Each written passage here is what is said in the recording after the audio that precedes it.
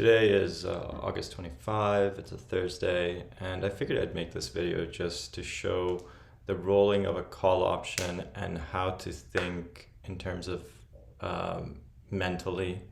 So when you roll a call option, there's either a few scenarios. The value has dropped to a point where you're happy with that profit and you think there is a tail risk that it might go in the money in a few days, or it's going against you and you want to buy yourself some time by selling an expiry that's further out with hopefully equal or similar premium. And this is the situation here.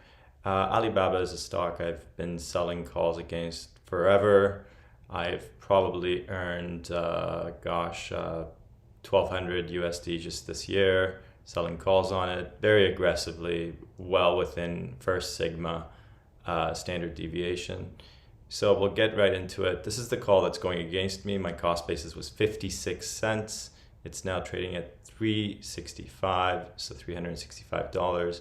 BABA is right now at about $100. So we're going to try and roll this guy. Now, when you roll an option, I think the biggest mistake people make is they chase premium.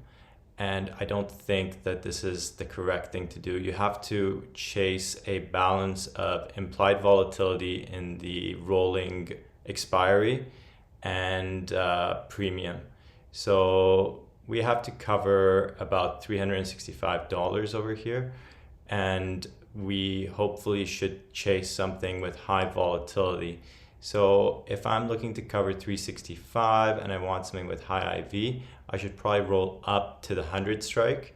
And in this way, I'm also saying that I'm okay to forego my shares at $100 because, I've sold the volatility that's sufficient to, the premium that's sufficient to cover my loss there as well. So we'll take a look over here, but just remember in Interactive Brokers, at least, you never get charged on an assignment, which is a big positive. So over here, I think I'm actually going to, since I want to keep the stock, I think I'm actually going to sell the 102. And the reason I'm going to sell the 102 is that comparatively, at 287 for an IV of 62.3 for me feels like it's more expensive than it should be. Maybe I'll actually go with this because the price difference seems to be unequally high. So let's go with the 101. Now, very important here, when you select bid, you will essentially try to buy back your 97 at the bid, and you'll try to sell your 101 at 330. If you go for the ask, you will try to buy your 97 at 370 and you will try to sell your 101 at 315, which isn't ideal, right? But if you need a quick fill, you would go for the ask over here. In this case, I'm going to go with the bid and I will hope to be filled. But of course, since I'm going for the bid, it might take longer. I might not get filled, but that's the reality of it. By doing this, I basically buy myself more time.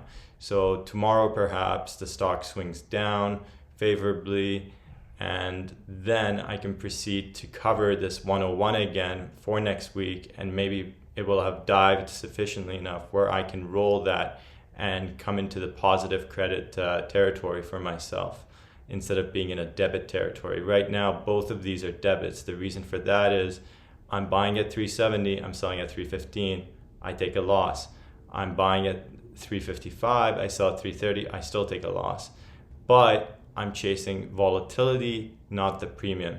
If I wanted to chase premium, I could go and sell a 97 or a 94, but that's not good because it will put me on a statistical, from a statistical perspective, it will put me in the same place that I was at before.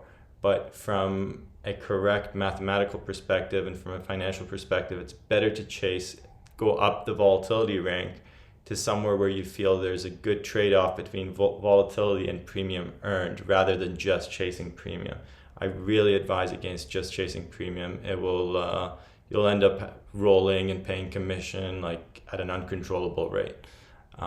So always try to chase the volatility when you're rolling up to collect premium.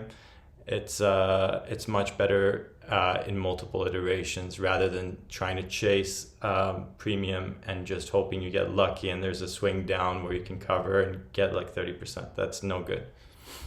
So let's go and place the order at the bid and submit. And hopefully this gets filled. And if it does get filled, it will let me not get assigned tomorrow, and hopefully there's a downswing at some point and I can even roll that further and start gaining credits.